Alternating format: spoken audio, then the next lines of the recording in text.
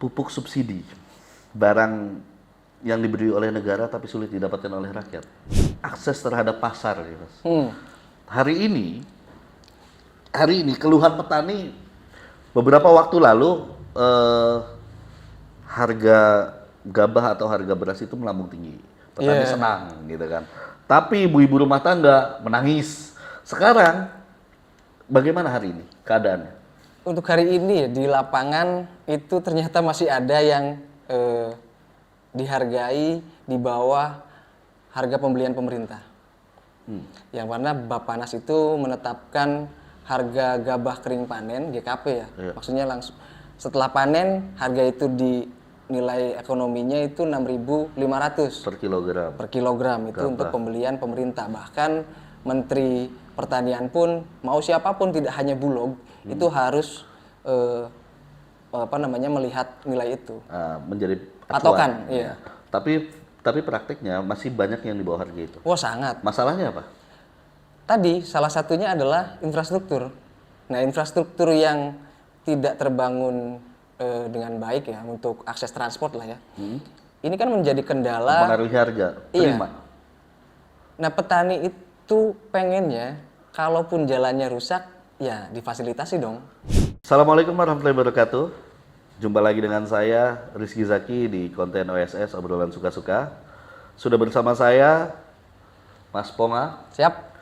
Mas Ponga, Ketua Serikat Petani Indonesia, ya. DPC SPI Indramayu. Iya, apa sebutannya DPC Indramayu atau Iya, DPC SPI Indramayu. Oke, Mas. Kita mau membahas tentang pertanian. Saya mau tahu banyak tentang pertanian. Karena pertanian menjadi isu yang cukup kompleks, isu yang selalu hangat dari tahun ke tahun, Mas. Tentang kesejahteraan tentunya, kesejahteraan petani. Dan di era kepemimpinan Bupati Indramayu Mas Luki, harapan petani itu besar. Betul. Karena mau bagaimanapun Indramayu ini menjadi lumbung pangan atau lumbung padi nasional ya, Mas. Saya mulai dari infrastruktur dulu deh. Siap. Infrastruktur pertanian. Sejauh ini 10 deh. Berapa rate untuk infrastruktur pertanian Indramayu? Untuk rate infrastruktur di sektor pertanian apalagi tanaman pangan kita 7 ya, 7. Sudah bagus. Awal 7 bagus ya? 1 sampai 10? 1 sampai 10. 6 lah. 6. Artinya sudah lebih dari setengah. Lebih dari setengah. Lebih dari setengah jalan ya. Setengah jalan karena banyak infrastruktur yang memang Sudah terbangun. Tinggal mungkin penyempurnaan. Betul. Oke. Kalau kita bicara infrastruktur pertanian itu kan 2 sekali ya. Termasuk akses jalan, lalu irigasi dan lain banyak hal. Kita fokus saja ke akses jalan nih, Mas. Oke. Kemarin saya ngeliat konten di TikTok atau di Instagram itu ada seorang petani yang mengupload kegiatan panen di sebuah desa di Kecamatan Keroya ya itu. Keroya. Kecamatan Keroya Indramayu. Fokusnya ke infrastruktur jalan. Katanya infrastruktur jalannya hancur, Pak. Katanya jalannya nggak layak. Kalau saya melihat itu bukan nggak layak, itu sudah bukan akses jalan. Saya melihatnya seperti tanah dikasih air aja. Bubur ya. Ya. Nah, sekarang PR besarnya ada di Mas Luki nih, ada di Bupati nih. Seberapa besar concern Pak Luki terhadap infrastruktur pertanian di Indramayu dalam kinerjanya 5 tahun ke depan? Kalau ngomong konsentrasinya Pak Luki bisa dibilang hampir 100% lah untuk sektor pertanian ya. Karena dari masa kampanye yang selalu disampaikan oleh Pak Luki maupun Kang Saipudin yang selalu digaungkan adalah bagaimana mensejahterakan petani. Itu ya. Itu. Karena mayoritas penduduk kita petani dan nelayan. Selain petani dan nelayan. Oke. Berarti Pak Luki sangat memprioritaskan sektor pertanian, apalagi di bidang infrastruktur ya, masuk jalan. Tadi kita sudah bahas jalan. Irigasi, Mas. Irigasi kan menjadi satu problem masalah tersendiri yang itu cukup kompleks juga. Bukan saja tentang air, tapi kan di situ aliran irigasi dari hulu ke hilir itu kan mempengaruhi produksi petani, Mas. Nah, sekarang begini, pertanyaan saya adalah irigasi di Indramayu itu sudah cukup baik atau belum? Untuk menopang produksi, berapa kali sih dalam setahun kita panen? 2 kali sebetulnya. Kalau irigasi teknisnya sudah tercapai ya di setiap lokasi. Bisa 2 kali. Bisa 2 kali. Oh, bukan 3 kali ya? Kalau kita sih memandang bahwa kalau petani padi bisa menanam 3 kali, resikonya sangat tinggi. Selain gagal panennya tinggi, tapi juga merusak ekosistem nantinya. Oh iya, oke. Apalagi Berarti tanahnya. irigasinya itu sudah memadai untuk hari ini. Hari ini irigasinya sudah memadai untuk 2 kali panen dalam setahun, atau belum? Di yang ada irigasi teknis, Iya.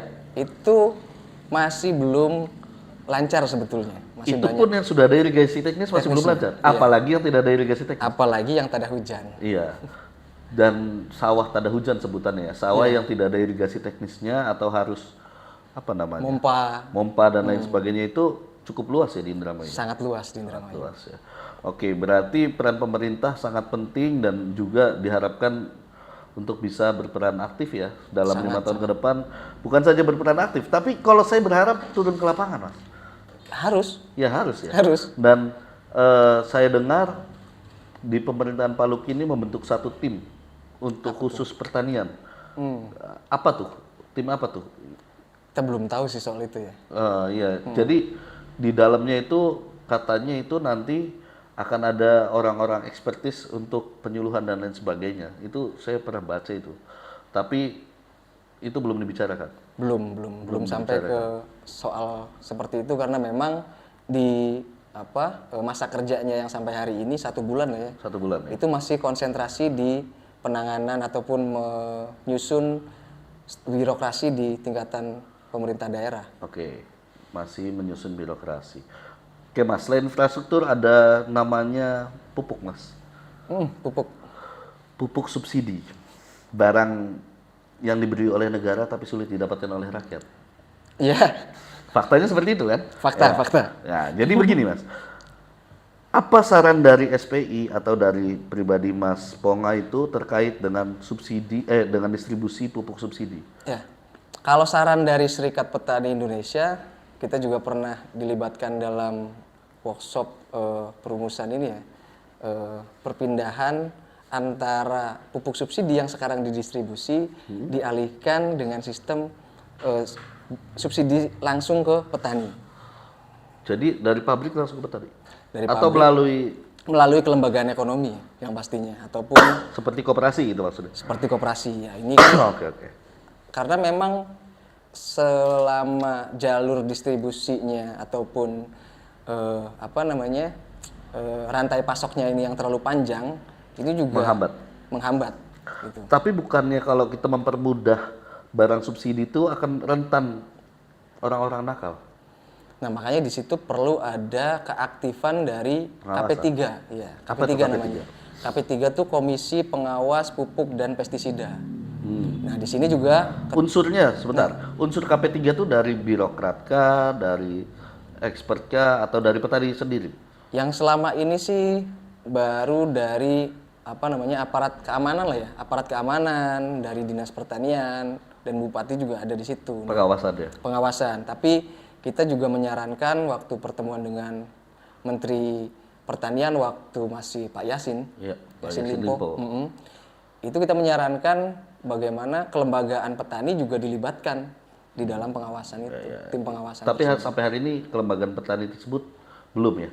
Belum dilibatkan ya? Belum. Ya? Padahal itu penting ya? Sangat karena penting. Yang tahu di lapangan kan ya petani itu sendiri kan, betul? Ya. Oke, pupuk menjadi masalah terbesar. Selanjutnya adalah akses terhadap pasar ya, Mas. Hari ini keluhan petani beberapa waktu lalu harga gabah atau harga beras itu melambung tinggi. Petani senang gitu kan. Tapi ibu-ibu rumah tangga menangis. Sekarang bagaimana hari ini keadaannya? Untuk hari ini ya, di lapangan itu ternyata masih ada yang dihargai di bawah harga pembelian pemerintah. Yang mana Bappenas itu menetapkan harga gabah kering panen GKP ya. Maksudnya langsung setelah panen harga itu di nilai ekonominya itu 6.500 per kilogram itu untuk pembelian pemerintah. Bahkan Menteri Pertanian pun mau siapapun tidak hanya Bulog itu harus melihat nilai itu. Menjadi Patokan, acuan. iya. Tapi praktiknya masih banyak yang di bawah harga itu. Wah, sangat. Masalahnya apa? Tadi salah satunya adalah infrastruktur. Nah, infrastruktur yang tidak terbangun dengan baik ya untuk akses transport lah ya. Ini kan menjadi kendala. Mempengaruhi harga. Terima. Iya. Nah, petani itu pengennya kalaupun jalannya rusak ya difasilitasi dong. Diperbaiki. Ya diperbaiki, entah itu diperbaiki ataupun untuk ongkos truk yang pengangkut lah ya. Ini juga Truk pengangkut dari sawah ke akses jalan lebar atau bagaimana? Atau langsung ke Bulog? Bulog. Atau ke Bulog? Kebulungnya harus difasilitasi. Difasilitasi. Jadi petani hari ini di Indramayu khususnya butuh bantuan angkutan Oh iya, sangat. dari pemerintah. Dari pemerintah. Memang pemerintah tidak memberikan regulasi itu. Tidak ada, maksudnya pemerintah tidak memfasilitasi angkutan, tidak sampai ke situ ya. Untuk mitra Bulog mungkin difasilitasi ya, kalau mitra. Maksudnya mitra Bulog itu ada petani yang menjadi mitra Bulog? Enggak, bukan petani tapi penggilingan. Oh, Bulog kita kan nggak punya penggilingan kan. Penggilingan yang Nah, penggilingan yang besar ini menjadi mitra Bulog. Nah, armada angkutannya itu biasanya dibiayai oleh difasilitasi oleh Bulog. Iya. Tapi di luar itu tidak. di luar itu tidak. So, harapannya semua bisa difasilitasi oleh negara Iya. angkutannya agar biaya transport itu menjadi berkurang ya. Betul. Nah, yang saya bayangkan sih gini. Kenapa tidak dibentuk koperasi petani yang memang menjadi jalan tengah antara petani untuk menjual gabahnya ke koperasi dan koperasi yang menyalurkan. Harapannya seperti itu. Iya. Tapi hari ini itu belum terjadi dan hari ini tengkulak itu masih banyak di lapangan. Iya, masih banyak. Masih banyak di lapangan. Nah, sekarang gini, tengkulak itu kan bisa hilang, Mas. Sebetulnya kalau misalkan kita membuat teknis akses pasar itu bagus, contohnya dengan koperasi tadi. Lah bukannya koperasi itu atas inisiasi dari para petani itu sendiri?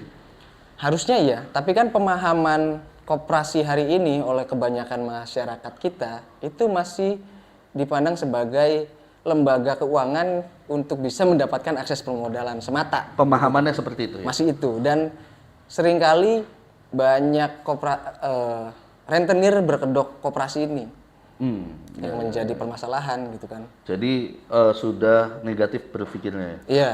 Terkait koperasi itu ya? Oke. Makanya peran dinas koperasi kalau di Indramayu di Koprindag ya, ini harus kerja ekstra untuk mendorong pemahaman petani terkait itu. Ya, paham.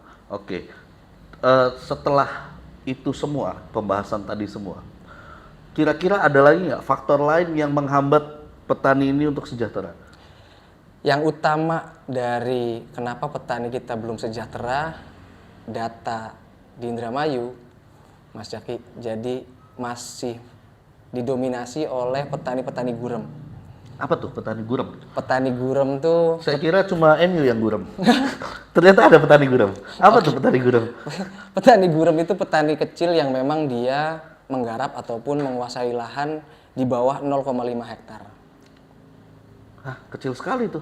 Iya, sangat kecil. Ditambah ketika dikalkulasi itu kan hanya seberapa kan? Iya, itu motifnya apa? Karena ketimpangan penguasaan lahan. Oh, jadi memang petani yang yang disebut tadi petani gurem tersebut adalah petani yang sebetulnya penyewa ya? Nyewa, dia nggak punya tanah tapi dia bertani di lahan orang. Ya. Di Indramayu itu perbau ya, istilahnya Iya, bau. istilahnya bau. Perbau itu 1 tahun untuk disetorkan atau sewa, lanja istilahnya, itu 2,5 ton.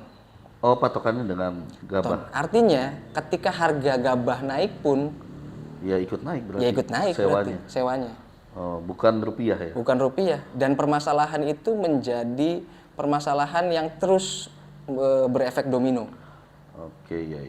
Tentu karena nilainya tidak sangat fluktuatif kan, Iya. tidak ada kepastian kan. Tidak ada. Nah, oke. Nah, sekarang begini. Kalau misalkan di kepemerintahan bupati yang sekarang ini fokus terhadap petani itu yakin optimis 5 tahun akan selesai semua permasalahan. Seharusnya sih apa ya? Kalau saya sih optimis lah ya. Kalau ya memang sinergitas yang dibangun oleh kepemimpinan hari ini melibatkan banyak unsur. Ya. Gitu. Karena mau tidak mau sektor pertanian di Indramayu ini kan sektor utama ya. Iya. Makanya kalaupun ada industri yang masuk di Indramayu, ya harusnya industri pengolahan hasil bumi kita. Iya, iya, iya. Biar enggak bukan grain ya, bukan bahan baku yang keluar gitu. Umumnya hari ini adalah banyak bakul-bakul ataupun Pengepul. pengepul ataupun pabrik selip itu yang di luar daerah Indramayu Indramayu belanja datang ke sini, untuk dia bawa gabahnya keluar Indramayu, setelah jadi beras dijual di sini. Jual ke Indramayu. Itu permasalahan. Itu permasalahannya. Nah, itu langkah konkret yang harus dilakukan pemerintah apa untuk menghindari hal tersebut? Sebetulnya dengan adanya kebijakan 20% untuk ketahanan pangan, Apa tuh? 20% dana desa Oh iya. yang disiapkan untuk ketahanan pangan, ini juga bisa menyerap hasil panen petani, Di dia Bulog-bulog. olah, ya kan? Entah itu diolah sendiri ataupun disetorkan ke Bulog, gitu kan? Lewat mitra-mitra yang memang ada di Indramayu. Harga beras itu akan stabil sebetulnya, dan memang bisa jadi kita lebih murah berasnya, dan tidak ada lagi ibu-ibu yang ngamuk nanti. Iya, betul. Gabahnya harganya tinggi, tapi ketika jadi beras karena memang disubsidi pemerintah, Iya. ya kan? Harganya diatur Harga gitu. diatur. Oke. Itu tadi tentang teknis ya, Mas. Bicara tentang teknis. Sekarang kita bicara ke depan. Petani dalam 5 tahun ke depan. Apa kebijakan apa yang sangat signifikan dalam 5 tahun ke depan yang menurut Mas Pongani kayaknya saya butuh kebijakan begini deh. Oke. Agar pertanian ini harapan 5 tahun ke depan. Yang pertama ya, ada beberapa harapan lah kalau kita ya dari petani SPI itu. Yang pertama, melaksanakan ataupun menjalankan reforma agraria sejati. Ya. Yang kedua, Menjadi PR nasional kalau itu. bagaimana kedaulatan pangan ini kan bisa terwujud. Nah, bagaimana kebijakan dari bupati? Bupati itu kan bisa bikin perbub kan. Ya. Jadi yang sebelumnya kalau nggak salah di eranya bupati kita sebelumnya itu pernah bikin perbub tentang cadangan pangan daerah. Ya. Nah, ini yang bisa didorong ataupun atau ada perubahan atau apa lebih pro ataupun lebih memihak kepada petani-petani kecil tadi. Masalahnya apa dengan kebijakan yang kemarin? Yang jadi permasalahan dari kebijakan yang bagus itu adalah pemahaman setiap instansi pelaksananya. Oh iya. Iya, koneksinya. Iya, ini yang menjadi permasalahan kita sampai hari ini di tingkat birokrasi. Oke. Ya, harapannya itu bisa diperbaiki ya. Iya. Jadi perbubnya sudah ada, baik, tapi butuh distimulan lagi. Betul. Perdanya pun kita sudah ada sebetulnya. Ada perda pangan malah. Oke. Perlindungan lahan pertanian berkelanjutan itu kita sudah ada. Perda pangan itu sudah ada. Tinggal bagaimana kebijakan itu dilaksanakan dengan baik dan benar. Kalau misalkan sekarang kan saya dengar nih banyak beras kita yang gabah sudah dikonversi menjadi beras. Itu kan hari ini masih dijual ke luar daerah, khususnya ke Pasar Cipinang Jakarta. Iya, Pasar Induk ya. Pasar Induk, Pasar Cipinang Jakarta.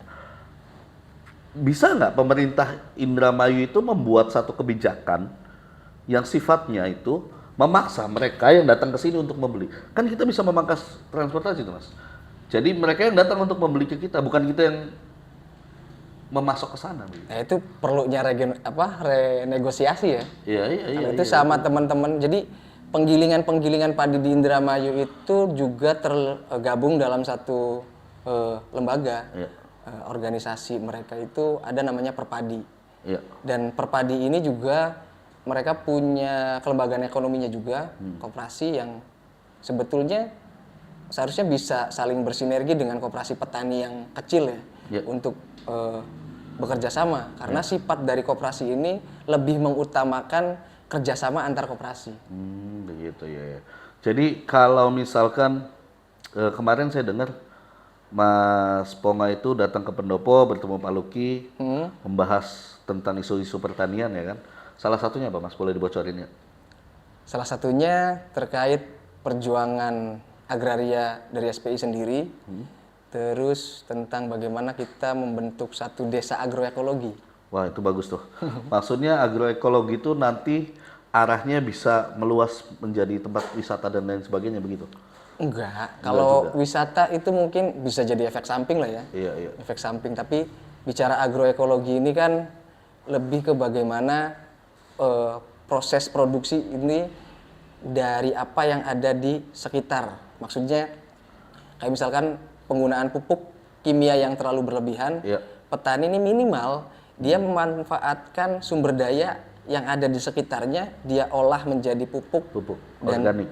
bisa mendorong produktivitasnya. Oh begitu, oke oke.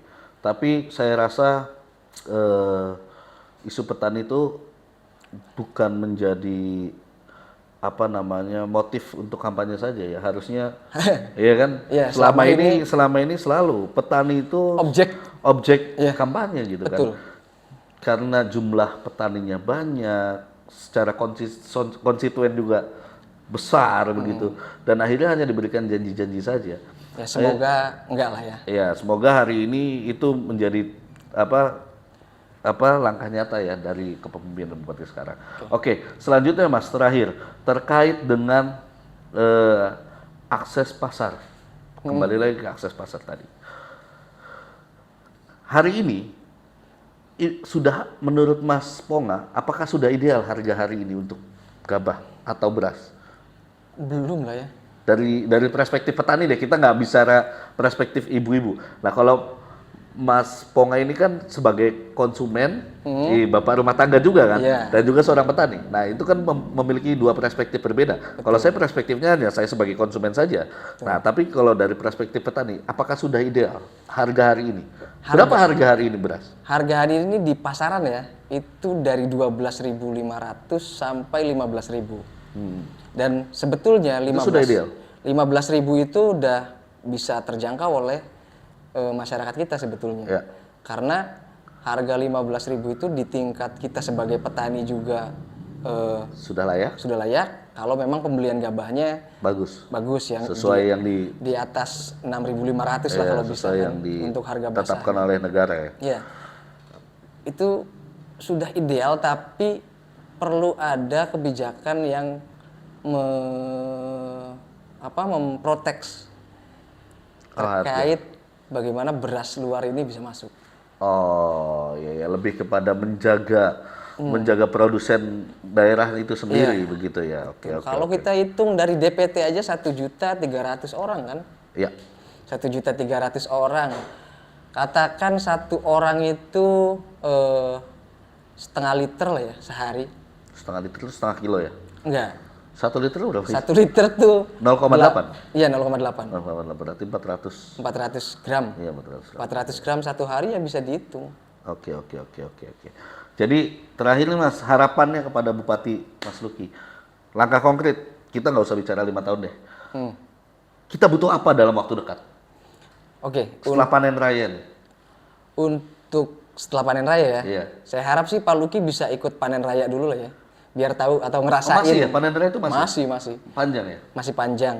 Dan saya harap Pak Luki juga terjun ke lapangan, ikut panen bersama petani ya. Iya. Ini bisa merasakan apa sih yang begitu lelahnya petani kita. Dan berkomunikasi dengan petani langsung. Berkomunikasi ya, dengan petani. Pak Prabowo dan Gubernur kemarin sudah melakukan panen raya di Majalengka. Walaupun menggunakan kombain ya, menggunakan alat mekanik ya. Bukannya hari ini sudah semua modernisasi ya? Tadi pun Bapak dengar sendiri, dari Cirebon pun nelpon minta ada kombain kan. Ya itu kan efisien ya. Kalau memang petani kitanya udah rata pemilikan tanahnya, itu memang dibutuhkan mekanisasi. Ya. Tapi hari ini kan belum. Oh, Masih banyak petani kecil yang dia memang menggarap tapi juga ikut bekerja di sawah orang lain juga kan. Oh, ikut sebagai buruh tani. Sebagai buruh tani juga. Nah, apa istilahnya tuh menanam, ikut memanen gitu ya. Kan? Nah, harapannya ada jaminan kesejahteraan dari Pak Bupati lah dalam jangka waktu dekat ini. Salah satunya yaitu adanya irigasi karena memang jangka pendek kita setelah musim tanam ini selesai, musim panen, ini kita menyiapkan MT2. Apa tuh? Musim tanam kedua Musim atau tanam kedua. sadonan kalau kata petani, Yang sadon. kedua dalam tahun Dan ini.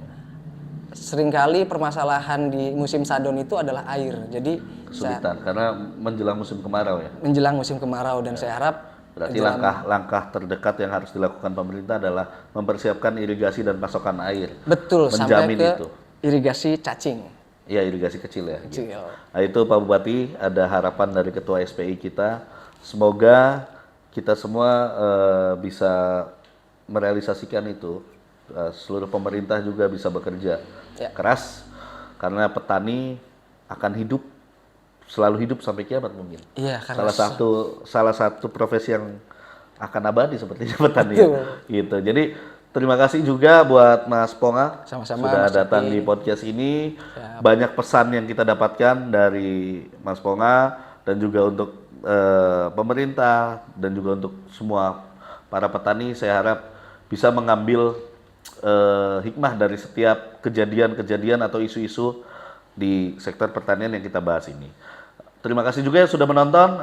Jangan lupa like dan subscribe. Kalian kalau punya opini lain bisa tulis di komentar. Dan terima kasih sudah menonton. Sekali lagi, Assalamualaikum warahmatullahi wabarakatuh. Waalaikumsalam warahmatullahi wabarakatuh.